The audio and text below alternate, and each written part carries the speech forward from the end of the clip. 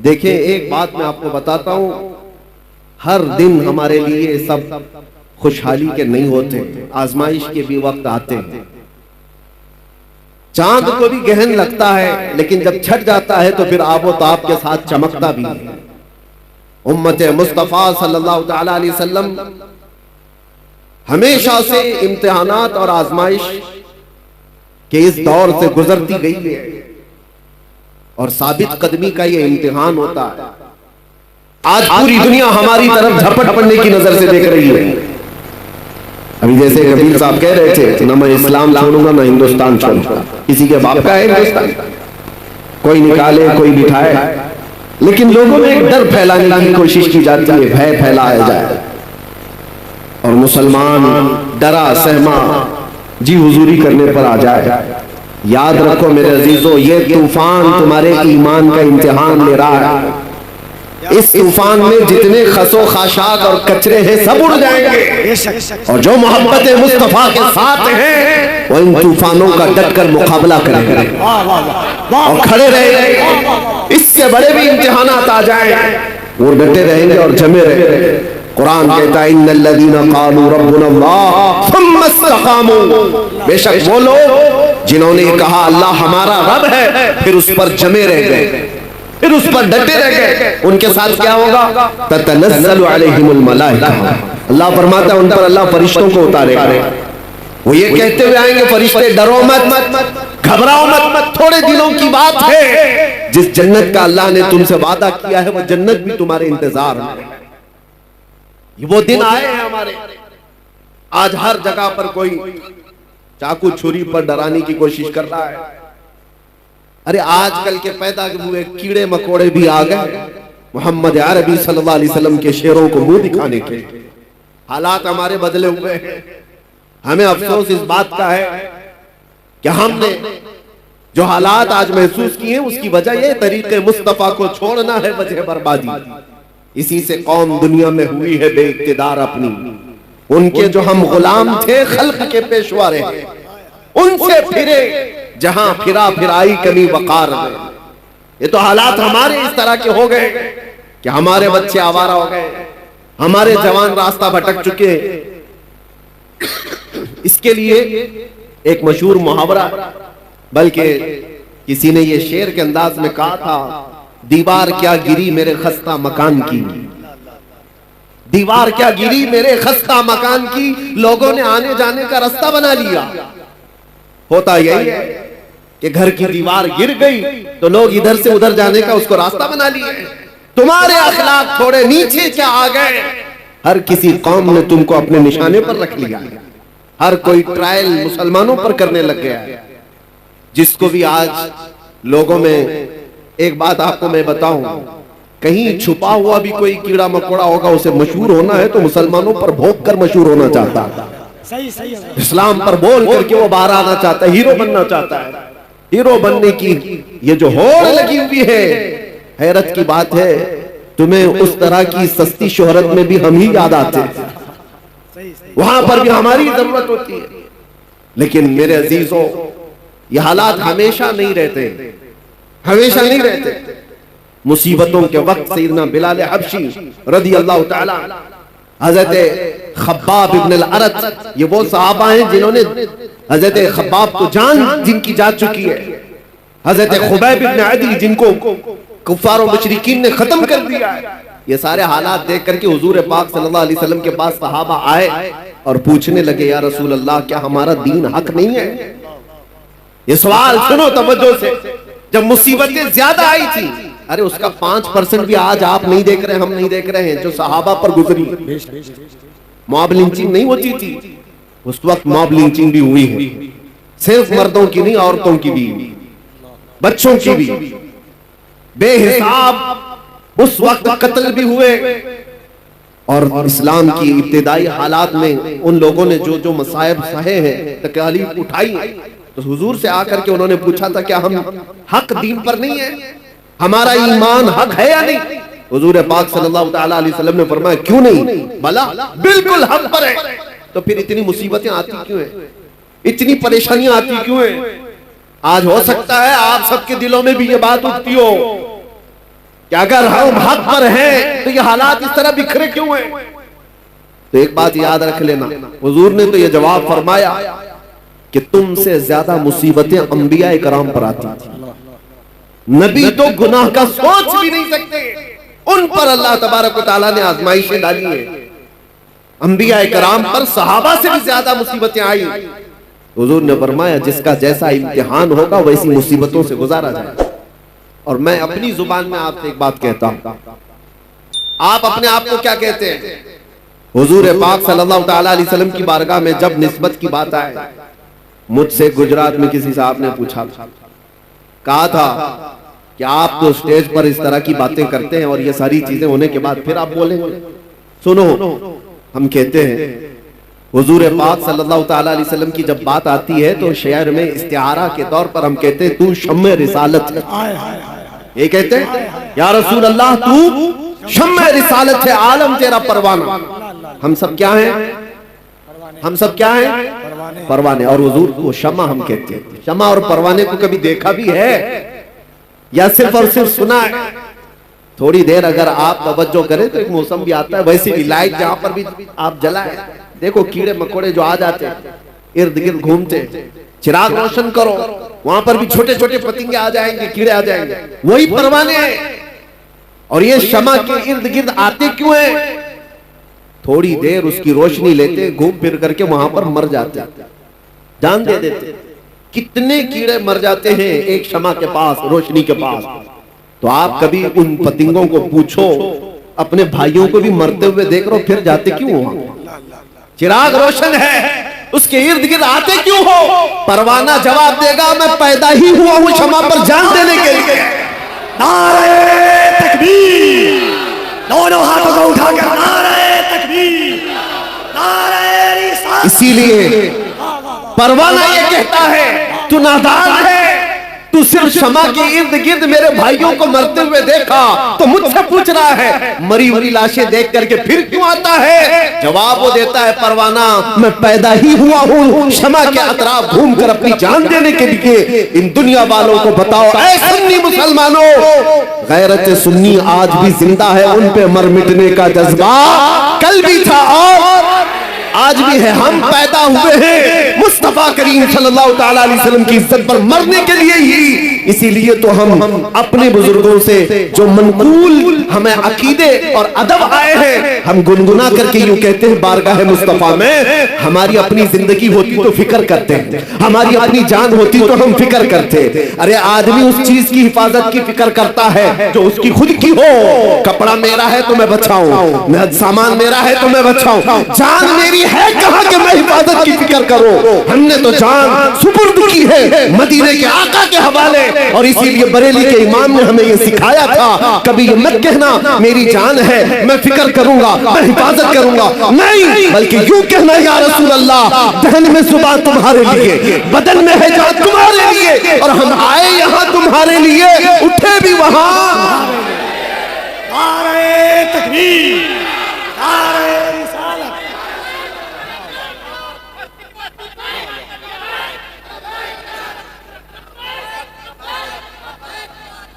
आप तवज्जो करें, हम आए यहां तुम्हारे लिए और उठे भी वहां। अरे वो परवाह करे जिसे मरने का डर हो। और दूसरी बात ये भी मैं बताऊं, आपको डर किस चीज का बिठाया जा रहा है? किस चीज से खौफजदा हो? भागते किस चीज से हो? सबसे लास्ट इस दुनिया में कुछ होने वाला है तो मौत है। सबसे आखिरी चीज क्या होने वाली है? उसके बाद क्या है? सजाएं जितनी भी है सबसे हाईएस्ट सजा मौत है। और मौत उसके लिए डरावना सपना है जिसको जलना है, जलना है, जलना है। और मोमिन के लिए डरावना सपना नहीं है, ये तोहफा है। इधर आंख बंद हुई उधर दीदारे मुस्तफा हुआ, उसके लिए डरावना सपना नहीं है। और सच्चा मोमिन तो इंतजार में गुजारता है, न जाने वो शब कब आएगी जब मैं इस दुनिया को छोड़कर अपने महबूब के पास जाऊं। हाँ मेरे अजीजों, हम वो लोग नहीं है। इसीलिए इकबाल ने कहा था अंग्रेजों ने परख करके देखा था तुम्हारी तबीयत को और उसके बाद ये जुमला कहा था ये फाका कश मौत से डरता नहीं जरा, ये फाका कश मौत से डरता नहीं जरा। हकीकत है ये। अंग्रेजों ने जो कहा था ये भूखे रहते हैं, प्यासे रहते हैं, फाका कश किसको कहते हैं? महीनों से इनके घर में रोटी नहीं आती, कपड़े के मोहताज है, घर की छत नहीं है, लेकिन मौत से डरता नहीं है। कौन सी चीज है जो इसे निडर बनाकर रखी हुई? कौन सी चीज है जो इसे बेखौफ बनाकर रखी है? अंग्रेज कहता है रूह मोहम्मदी इसके बदन से निकालता। रूह मोहम्मदी, सारी दुनिया इसी के चक्कर में है कि वो रूह मोहम्मदी जो इनके पास है उसे निकाल। आखिर हद तक मेरे अजीजों, दुनिया जिस चीज की कोशिश करती रहेगी वो यही है। आपको क्या लगता है वो तुम्हारे रोटी, कपड़ा, लत्ता, जगह, मकान इसके दुश्मन है? नहीं, आला हजरत फरमाते हैं कि तुम्हारी जो दुश्मनी है, तुम्हारे सिलसिले में शैतान जिस चीज से परेशान है वो क्या है? आंख से काजल साफ चुरा ले, या वो चोर बला के तेरी गठरी ताकी है और तूने नींद निकाली है। तुम्हारी गठरी ही देखी गई है। चोर जो है ना देखता है मजमे में किसके पास है माल और उसी की जेब पर नजर रखता है, और हर एक को देखता भी नहीं। इसीलिए मेरे अजीजों, आपके ऊपर नजर इसलिए है शैतान की कि गठरी में मोटा माल दिख रहा है, बड़ा माल उसको दिखता है, इसीलिए सारी की सारी ताकत सुन्नियों पर लगाई जाती है। और जहां भिखारी लोगों कुछ ही ना हो उनका कौन दुश्मन है?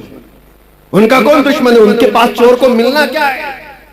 और इसी वजह से लोग ये कहते हैं कि वो लोग तो इतने नमाजी हैं, 40-40 दिन चले जाते हैं पूरी पूरी जमात लेकर के भी कुछ नहीं होता, कहीं कोई प्रॉब्लम नहीं होता, और हम जो है 4 लोग भी जाएं तो हमको पता नहीं कितने बैरिकेडिंग से क्रॉस करना पड़ता है। हमारे साथ भी मामला था।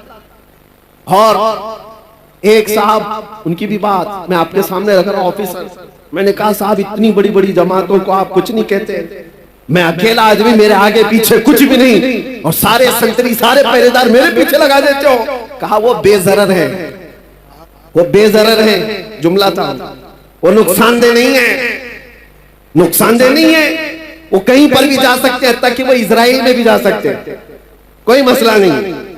आपसे प्रॉब्लम है। कहा क्यों? आपसे प्रॉब्लम ये है कि वो बोलते कुछ नहीं और बोलते आप सबसे ज्यादा। तो कहा मेन मसला बोलने का, समझ में यही आया बोलने का। तब फिर हमने आपको एक बात उनको ये कहा, आपकी सिक्योरिटी, आपकी अमन और शांति सब मुबारक हो, अगर बोलने में कंप्रोमाइज करने ही पर वो सारी छूट मिल सकती है तो 1000 बार मार दो, हमको वैसी छूट की जरूरत नहीं है। बुज़दिल बनकर, बेगैरत बनकर जीने का मतलब क्या है? तुम आज रोक सकते हो, इंशाअल्लाह कल रब तबारक व तआला हालात सही फरमा दे। आज तुम पाबंदियां लगा सकते हो, हमारे ऊपर किस चीज के लिए पाबंदियां? सिर्फ इसलिए कि हक बात बोलना है, हुजूर पाक की इज्जत के बारे में बोलना है। और सबसे बड़ी बात यह है कि लोगों को उठाना नहीं है, बेदार नहीं करना है, इश्क़ रसूल पर लोगों को उठाना नहीं है। ये मैं अंदर की बातें बता रहा हूं।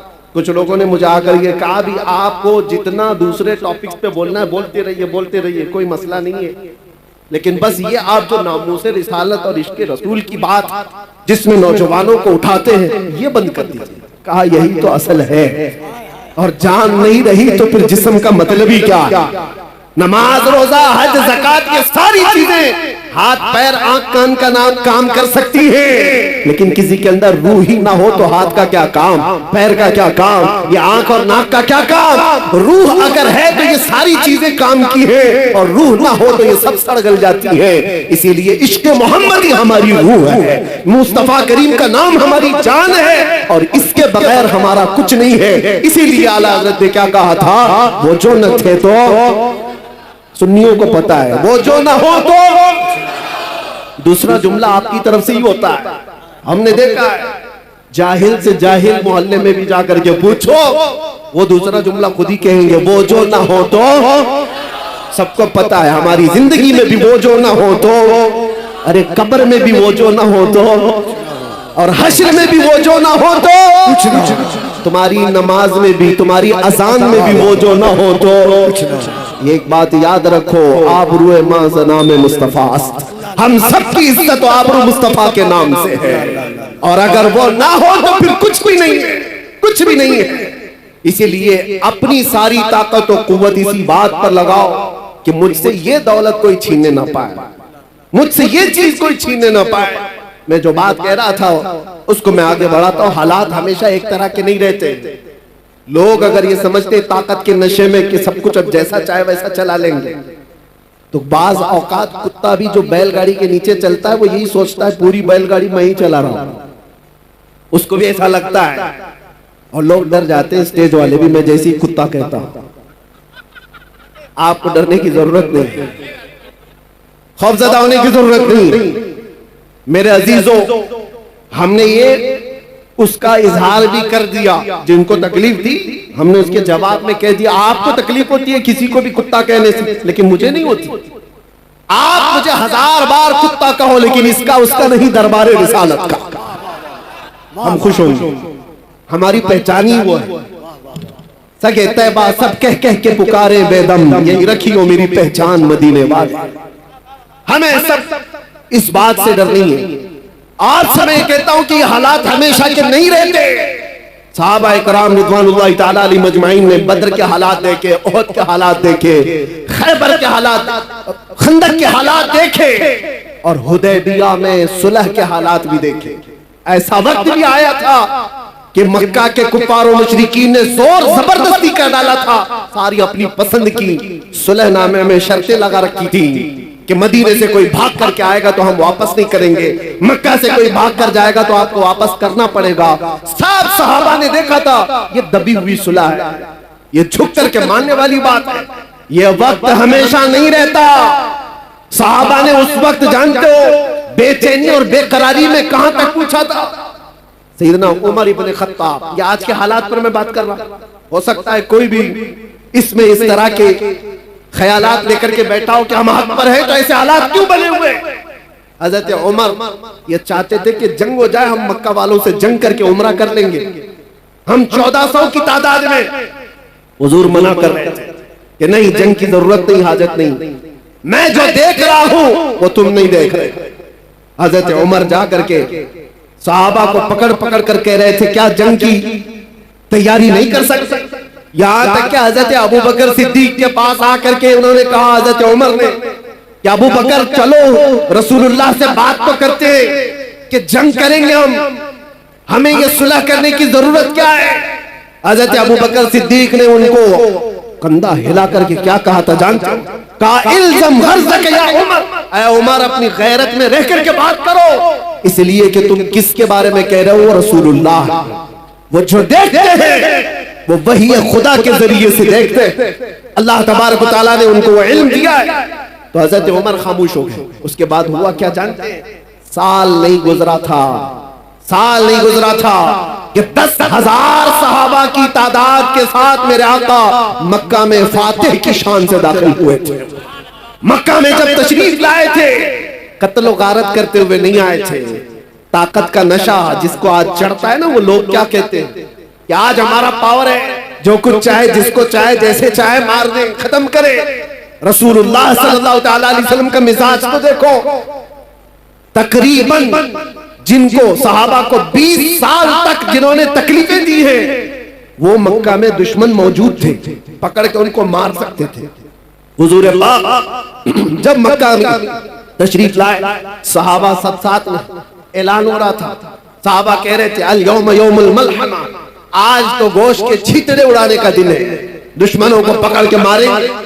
नबी आखिर ज़मान सल्लल्लाहु तआला अलैहि वसल्लम ने क्या फरमाया? नहीं, अल यौम यौमुर रहमा, आज का दिन रहम करने वाला दिन, माफ किए जाएंगे सब। मक्का के उन पुराने पुराने दुश्मनों को रसूलुल्लाह सल्लल्लाहु अलैहि वसल्लम ने माफ कर दिया।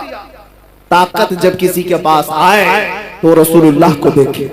मेरे आका सल्लल्लाहु अलैहि वसल्लम का मिजाज क्या है? कमजोरों को या मगलूब लोगों को पकड़ करके मारा नहीं है, उन्हें माफ किया है। नबी पाक सल्लल्लाहु तआला अलैहि वसल्लम ने उन्हें आजाद किया। ये भी नहीं कि जो कहते हैं कि तलवार की नोक पर इस्लाम फैलाया जा रहा, तलवार की नोक पर फैलाया जाता तो मेरे अजीजों कुछ भी बाकी नहीं रहता। तलवारें बहुत सालों तक लोगों के पास रही, इस्लाम तलवार की नोक पर नहीं फैलाया गया। जिसको ऐसा लगता हो, जिसके पास ऐसी तारीख आई हो, वो झूठी तारीख हो सकती है। सच्चाई ये है कि अल्लाह के हबीब सल्लल्लाहु तआला अलैहि वसल्लम के उन अजीम अखलाक को देखकर सहाबा दामन इस्लाम से वाबस्ता हुए थे। और दुनिया एक बड़ी जमात के साथ इस्लाम को अपना रही थी और आज भी अपनाती है। आज बताओ जो नए यूरोप अमेरिका में दाखिले इस्लाम हो रहा है, उनको कौन तलवार की नोक पर बुलाता है? उनको कौन गर्दन पर तलवार रखता है? पढ़ो, इस्लाम की सच्चाइयों को तो समझ में आएगा। लेकिन मेरे अजीजों, आपसे ये बात अर्ज करना है मुझे कि हालात हमेशा एक तरह के नहीं होते। आज तुम्हारा इम्तिहान है, आज तुम्हारी आजमाइश का वक्त है, और इसी आजमाइश और इसी इम्तिहान के वक्त के लिए ही मैंने कहा था कुछ देर की खामोशी है। इसी के लिए कहा था। बाकी का जुमला आप करें, बाकी सबको पता है। हम तो अंदर भी गए थे, तब भी हमारा इस्तेकबाल कैदियों ने यही बोल करके कहा था। हमें पता भी नहीं था, अंदर बैरक में बैठे सारे लोग अंदर से पुकार रहे थे, मौलाना साहब आ गए, कुछ देर की खामोशी है। मेरे अजीजों, इस बात को मैंने इसलिए कहा था कि हालात अगर बुरे हो तो कुछ देर की बात है। रात हमेशा नहीं रहती, सुबह हो ही जाती है। ऐसा नहीं है कि अंधेरा ही अंधेरा रहेगा। सुबह का तुलू होना है और सूरज को निकलना है। आपका इम्तिहान है और आपकी आजमाइश है। आप में से कितने ऐसे लोग हैं जो नामूसे मुस्तफा सल्लल्लाहु ताला अलैहि वसल्लम के लिए खड़े रहते हैं, और कितने ऐसे हैं जो बिक जाते हैं। ये आज देखा जाएगा। हमने देखा है बहुत सारे लोगों को, वो आते भी हैं जाते भी, हमारे आसपास भी। ये वो हवाओं वाले लोग हैं जिनको अहमद अली साहब अभी कह करके गए। कुछ लोग वो हैं जो जी हुजूर से आगे नहीं गए, उनकी किस्मत में होगा। लेकिन आप एक बात याद रखो, आपने अपनी जान और अपना ईमान रसूलुल्लाह को समझा है, तो इस बारे में किसी से समझौता करने की जरूरत नहीं है। अपनी आइडेंटिटी के साथ रहो, इंशाअल्लाह सब खैर होगा। अल्लाह कादिर मुतलक है, मालिकुल मुल्क ज़ुल जलाली वल इकराम है। बड़े से बड़े आए इस रुए जमीन पर जिन्होंने खून की नदियां बहाई, बड़े से बड़े तुर्रम खाए, लोगों की खोपड़ियों से मीनार बनाए, लेकिन क्या वो हमेशा के रह गए? उनका भी अंजाम खतरनाक हुआ। फिरौन भी गर्क हुआ है, नमरूद भी मर गया है, कोई बाकी नहीं रहा। यूनान और मिस्र, रोमा सब मिट गए जहां से, बाकी मगर है अब तक नामो निशान हमारा। तौहीद की अमानत सीनों में है हमारे, आसान नहीं मिटाना नामो निशान हमारा। और कुछ बात तो है कि मिटती नहीं हस्ती हमारी, कुछ बात तो है कि मिटती नहीं हस्ती हमारी। सदियों रहा है दुश्मन दौरे ज़मा हमारा। और आप सबको ये बात मैं कह के जाता हूं कि आप तमामी हजरात के पास जो दौलत ईमान है, इश्क मुस्तफा की दौलत है, ये इतनी बड़ी दौलत है कि इसके बाद फिर आपको डर और खौफ की जरूरत ही नहीं। आला हज़रत कहते खौफ न रख रजा जरा, तू तो है अब्दे मुस्तफा, तेरे लिए अमान है, तेरे लिए अमान है। असल जिंदगी कौन सी है आप मुझे बताओ, इस दुनिया की या आखिरत की? पूरे मुसलमानों का अकीदा यही है, आखिरत की जिंदगी वही असली जिंदगी है, मरने के बाद की जिंदगी वही असली जिंदगी है। वो नॉन एंडिंग है, खत्म होने वाली नहीं है। उस जिंदगी की तैयारी करना चाहिए या इस जिंदगी की? मुझे बताओ। आखिरत की, तो आखिरत की जिंदगी अगर चाहते हो तो आओ। आखिरत का मैदान, वो महशर का मैदान, वो किसी के बाप दादाओं का नहीं है। यहाँ के बादशाह हो, यहाँ के तुर्रम खां हो, सब के सब जूतों की नोक पर आ जाएंगे जिन्होंने घमंड किया है, जिन्होंने तकब्बुर किया है। अल्लाह ताला क़यामत के दिन पुकार करके कहेगा, ऐनल मुतकब्बिरून, कहाँ है वो घमंड करने वाले लोग, कहाँ है वो जुल्म करने वाले लोग? उनको चूंटियों की तरह लाया जाएगा, उनकी कोई वकात नहीं। और जो उनकी जी हुजूरी में है वो भी सुन ले, उनका दामन, उनकी चप्पल उठाकर चलने वाले वो भी सुन ले। तुम्हारा भी हशर उनके साथ ही होगा। फिरौनों के साथ चलते थे तो फिरौनों के साथ जहन्नम में जाओगे। अगर नमरूदों की जी हुजूरी करते थे तो वहां पर भी तुम्हारा शुमार उनकी ही जमात में होगा। लेकिन जो बंदा यहाँ मुस्तफा करीम की इज्जत पर पहरा देता था, मुसीबतें सहता था, क़यामत के दिन उसे पुकारा जाएगा, कहाँ है वो महबूब की उम्मती, कहाँ है वो जमात जो दुनिया की जुल्म सतम सह करके आई है? और उस दिन हम देखेंगे मेरे अजीजों, उस दिन हम देखेंगे अर्श हक है, मसनद रिफात रसूलुल्लाह की, देखनी है हश्र में इज्जत रसूलुल्लाह की, और हम रसूलुल्लाह के, जन्नत रसूलुल्लाह।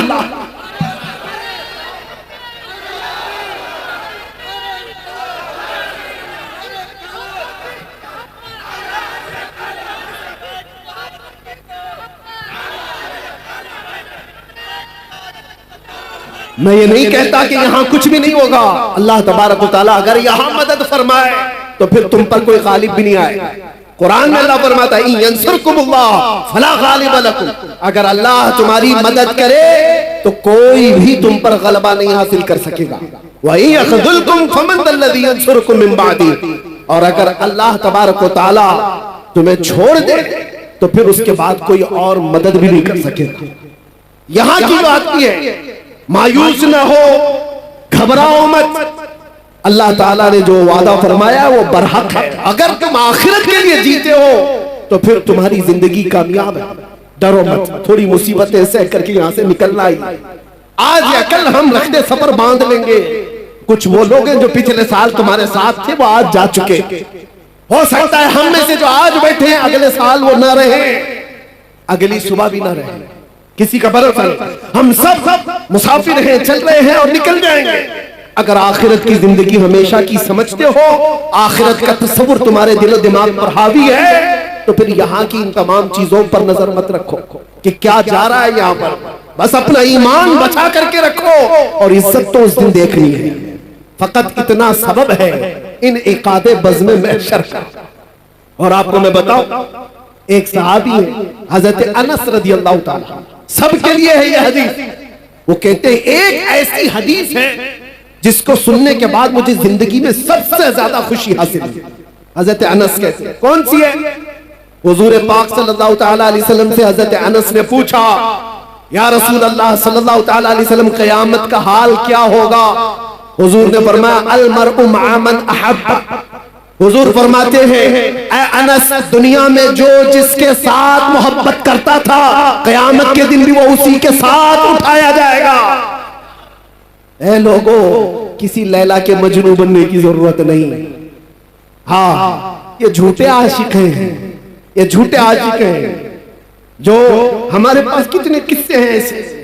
ये नौजवान ये समझते हैं इश्क मोहब्बत वगैरह ये सारी चीजें लड़के लड़की की हैं, बस काफी हैं, इसी में अपनी जिंदगी गुजार देंगे। तुफ है, अल्लाह ने वैसे भी जोड़े लिखे हैं, सबके हिस्से में आ ही जाएगी इंशाअल्लाह। लेकिन उसके लिए ये जो मजाजी इश्क का ढोंग है, अरे तेरे चांद लेके आऊंगा, तारे लेके आऊंगा, आसमानों से वो तोड़ लाऊंगा। महबूबा को बोलता रहा, कितनी महबूबाएं शादी के बाद हमसे आकर शिकायत करती हैं, अब तो राशन आटा दाल भी नहीं लाता। ये तो तारे लाने वाला था, ये तो चांद लाने वाला था। ये मजाजी इश्क के दावे हैं, फजूल हैं, कुछ नहीं होते। हाँ, हकीकी इश्क वो है, तुमने एक बार मेरे मुस्तफा से कहा या रसूल अल्लाह, लब्बैक या रसूल अल्लाह कहा। वो रसूल पाक सल्लल्लाहु ताला अलैहि वसल्लम इतने खैरतमंद हैं कि दुनिया में भी तन्हा होने नहीं देते, कब्र में भी तन्हा होने नहीं देते, और हश्र में भी हाल ये है। मेरे आका फरमाते हैं, एक कंधे पर मेरी चादर होगी, वो गिर रही होगी, मैं उसको एक हाथ से संभाल रहा होगा और दूसरे हाथ से मेरे उस आशिक उम्मती को पकड़कर जन्नत में ले जा रहा होगा। जो ना भूला हम गरीबों को रजा, याद उसकी अपनी आदत कीजिए। अरे गैर नत्थु खेरे का जिक्र करने की जरूरत ही नहीं, हम रसूलुल्लाह के जन्नत रसूलुल्लाह की और देखनी है हश्र में। उस दिन का इंतजार करो मेरे अजीजों। क्या मंजर है, वो क्या माहौल है, आपने सुना भी होगा हदीसों में और उलमा से बयान में सुनते होंगे। ये उम्मत, ये मखलूक आदम अलैहिस्सलाम के पास जाती है अपनी सिफारिश के लिए। आदम अलैहिस्सलाम भेजते हैं नूह अलैहिस्सलाम के पास, इज़हबू इला गैरी, मेरे अलावा किसी और के पास जाओ। नूह अलैहिस्सलाम दूसरे नबी के पास भेज रहे हैं, ऐ मखलूक खुदा, ऐ इंसानों का हुजूम, जाओ किसी और नबी के पास, आज मेरे ही लिए मसला है। नफ्सी नफ्सी का वो जिक्र कर रहे हैं। ये सुना है ना हदीस आपने, 1,24,000 कमोबेश अंबिया इकराम के पास ये उम्मत, बल्कि ये पूरी इंसानियत घूमती रही सिफारिश करवाने के लिए कि अल्लाह हमारा हिसाब तो शुरू कर दे। अल्लाह ताला जलाल में है, अल्लाह का कहर और उसका गजब, अल्लाह तबारक व तआला अपने कहर और गजब में है। सारी मखलूक खुदा सारे नबियों के पास घूमती रही, फिर आखिर में आती कहां पर है? ये इंसानियत जमा कहां होती है? मैं ये नहीं कह रहा कि ये सिर्फ मुसलमान जाएंगे, ये हदीस में है आदम अलैहिस्सलाम से लेकर क़यामत तक पैदा होने वाले तमाम खान जाएंगे, चाहे वो काफिर हो, चाहे वो मुशरिक हो, चाहे वो कोई भी हो, सब के सब साथ मिलकर के नबियों के पास घूमेंगे, क्योंकि हिसाब ही नहीं शुरू हुआ है। आखिर में आएंगे मेरे मुस्तफा के पास, और नबी आखिर ज़मान सल्लल्लाहु तआला अलैहि वसल्लम को सारे लोग मिलकर के कहते हैं, आप हबीबुल्लाह हैं, आप अल्लाह के महबूब हैं, हमारी सिफारिश कर दीजिए। अल्लाह के नबी ने वो नहीं कहा जो दूसरे नबियों ने कहा, मेरे अलावा दूसरे नबियों के पास जाओ, बल्कि आखिरी रसूल ने यह कहा, अना लहा, मैं इसी के लिए तो इंतजार कर रहा था, मैं इसी के लिए हूँ, आज तुम्हारी शफाअत के लिए। मेरे आका सल्लल्लाहु तआला अलैहि वसल्लम सजदे में गिर करके अल्लाह की हम्द बयान करें। रब ताला फरमाता है, ऐ महबूब अपना सर उठाओ, जिसकी सिफारिश करोगे कबूल की जाएगी। मैं आपसे पूछता हूँ, तवज्जो, मैं आपसे पूछता हूँ कि ये सारा मंजर आपको भी पता है कि सारे लोग कहाँ जाएंगे? आदम अलैहिस्सलाम के पास, नूह अलैहिस्सलाम के पास, इब्राहिम अलैहिस्सलाम के पास, इस्माइल अलैहिस्सलाम के पास, मूसा अलैहिस्सलाम, ईसा अलैहिस्सलाम, सबके पास जाएंगे। ये पहले से बताया गया है, बार बार सुनाया गया है। तो फिर मरने के बाद कयामत के दिन डायरेक्ट रसूलुल्लाह के पास क्यों नहीं चले जाते? सबको मालूम है, सुन भी रखा है, अचानक होने वाली चीज थोड़ी ना है, बचपन से सुनते आ रहे इस हदीस को। उस दिन ये सारे लोग जो सुने हुए हैं मुसलमान, ये भी डायरेक्ट रसूलुल्लाह के पास क्यों नहीं चले जाते? सबको पता है आखिर में वहीं से होना है। ये घूम रहे क्यों? इधर से उधर, उधर से इधर, इधर से उधर, उधर से इधर। उस दिन मेरे अजीजों मेमोरी निकाल ली जाएगी, दुनिया के तमाम मामलात याद नहीं रहेंगे, घुमाया जाएगा और आखिर में मेरे मुस्तफा के पास लाया जाएगा। क्यों? आला हजरत इस मंजर को बयान करते हैं। क्यों? इसलिए खलीलो नजी मसीहो सफी सभी से कहीं न बनी, खलीलो नजी मसीहो सफी सभी से कहीं न बनी, ये बेखबरी की खल्क फिरी कहां से कहां तुम्हारे लिए, फकत इतना सबर है इन इकादे बज़्म महशर का कि उनकी शान महबूबी दिखाई जाने वाली है। क़यामत के दिन भी उनकी शान महबूबी दिखाई जाने वाली है। ऐ सुन्नी मुसलमानों, अपने नबी आखिर ज़मान सल्लल्लाहु तआला अलैहि वसल्लम की इज्जत पर मर मिटने वाले आप नबी पाक सल्लल्लाहु तआला अलैहि वसल्लम की इज्जत पर मर मिटने वाली कौम हो, तो फिर इंतजार करो, आखिरत में वो इज्जत सबके लिए रखी गई है। आखिरत में वो इज्जत हमें देखनी है। अर्श हक है, मसनद रिफात रसूलुल्लाह की देखनी है, हश्र में इज्जत रसूलुल्लाह की। आज तुम्हें कोई इज्जत दे रहा है नहीं दे रहा है, इसकी परवाह मत करो। इज्जत देने की सर्टिफिकेट यहां किसी के पास नहीं है। ये जो सारे मामलात हैं ये इंसानों के, आज जो आप देख रहे हैं, मैंने देखा है, बुजुर्गों ने हमें ये तालीम दी है, ये जो मजमा इज्जत देता है ये थोड़े ही दिनों में इज्जत खींच भी लेता है। इनकी परवाह मत करो। इज्जत देने वाला अल्लाह रब्बुल इज्जत है और कुरान में फरमाता है, वलिल्लाहिल इज्जतु वलिरसूलिही वलिलमुमिनीन। अल्लाह के लिए इज्जत है, रसूल के लिए इज्जत है और ईमान वालों के लिए इज्जत है। और जो लोग ये सोच रहे हैं कि दौलत में इज्जत हो जाए, शोहरत में बड़ी इज्जत है और खूबसूरती में बड़ी इज्जत है, ये कब तक की है जानते हो? कब तक की है? हमने बड़े बड़े खूबसूरत लोग भी देखे, चेहरे पर झुर्रियां पड़ गई तो लोगों ने छोड़ दी। माल वाले भी देखे, जब गुर्बत आ गई, गरीबी आ गई तो दुनिया उनसे दूर हो गई। जो लोग आसपास घूमते फिरते थे सब कट गए। ओहदे वाले भी देखे, मनसब वाले भी देखे। मनसब पर बैठा हुआ मंत्री था, गुजरता था तो लोग सलाम मारते थे। खत्म हो गया तो अभी कोई खैरियत पूछने वाला भी नहीं। मनसब से इज्जत, दौलत से इज्जत, खूबसूरती से इज्जत, ये सिर्फ और सिर्फ टेम्पररी है, आर्जी है। ये दुनिया की तमाम चीजें हमने देखा है।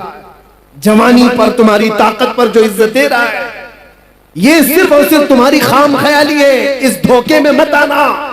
हाँ, कायम रहने वाली, हमेशा रहने वाली इज्जत कौन सी है? वो पाउडर लाली से हासिल की हुई नहीं, वो दुनिया के जूते सीधे करके हासिल की हुई नहीं, वो दूसरे मनसब हासिल की हुई नहीं। वो इज्जत हमेशा बाकी रहती है जो कदमे मुस्तफा से होकर आती है, मेरे मुस्तफा की गुलामी से होकर के जो आती है, वो इज्जत हमेशा बाकी रहती है। यही तो वजह है कि हमने दुनिया में देखा, बूढ़ा हो जाता आदमी तो उसको साइड कर देते लोग, कि चाचा अब तुम्हारा काम नहीं है, तुम बैठो, अब तो जवान लोग काम करेंगे। बहुत बूढ़ा हो गया आदमी तो उससे तो फैसलों में नहीं ले रहे, मशवरे में नहीं ले रहे, अरे सनकी है, कुछ का कुछ कह जाएगा। दुनिया का बुढ़ापा उसे कमजोर कर देता है, लोगों से दूर कर देता है। मगर मैंने देखा मेरे मुस्तफा के गुलामों में जो जितना बूढ़ा होता है उतनी इज्जत बढ़ती चली जाती है, उतनी इज्जत बढ़ती चली जाती है। दीन में जिसको इज्जत, दीन में जिसको बुढ़ापा आया है उसकी इज्जत कभी नहीं जाती, उसकी इज्जत कभी नहीं जाती। इसीलिए हो सकता है यहां वो आंखें होंगी जिन्होंने बरेली के ताज शरिया को देखा होगा, एक झलक जिसने देखा होगा। आपको पता है 75 साल की उम्र, 75 साल की उम्र क्या होती है? एक बहुत बड़ा बुढ़ापा है, बहुत बड़ा बुढ़ापा है। लेकिन उस बुढ़ापे में जो जमाल चेहरे पर था वो लाखों जवानों के अंदर भी नजर नहीं आता था। वजह क्या है?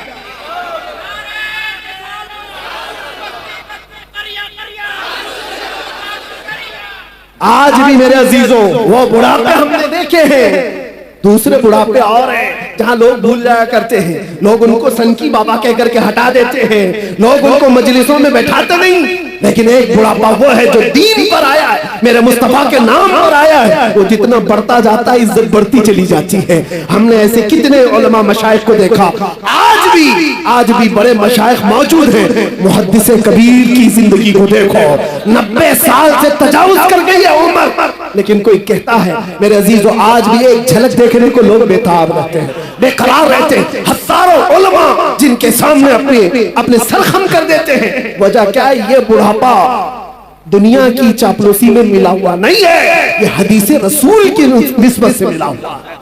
यह उम्र मुस्तफा करीम की गुलामी में मिली हुई है। इसीलिए आप सबसे भी एक बात ही कहूंगा और मैं अपनी तकरीर यहाँ पर खत्म करता हूँ। इधर उधर कहाँ कहाँ जहाँ जहाँ मन करे ढूंढ करके वापस आ जाना।